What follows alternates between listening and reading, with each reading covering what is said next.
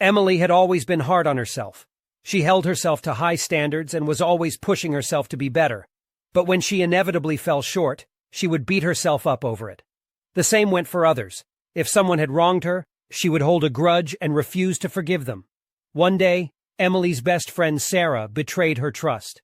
Emily was devastated and felt that she could never forgive Sarah for what she had done. But as days turned into weeks and weeks turned into months, Emily found that she couldn't move on from the hurt and anger she felt towards Sarah.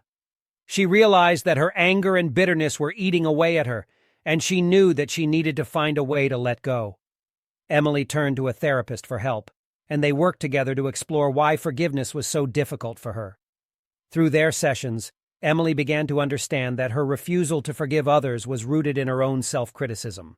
She realized that she was so hard on herself that she felt like forgiving others was somehow letting them off the hook, when in reality, it was freeing herself from the burden of anger and resentment. Over time, Emily began to practice self-compassion and forgiveness towards herself. She learned to acknowledge her mistakes without dwelling on them, and to focus on the present moment instead of dwelling on the past. As she learned to forgive herself, she found that it became easier to forgive others as well. One day, Emily reached out to Sarah and asked to meet up for coffee. Sarah was hesitant at first, but eventually agreed. When they met, Emily was nervous, but she knew that she needed to forgive Sarah in order to move on. As they talked, Emily shared how much Sarah's actions had hurt her, but also how she had been working on forgiving herself and others. To Emily's surprise, Sarah apologized and asked for forgiveness as well.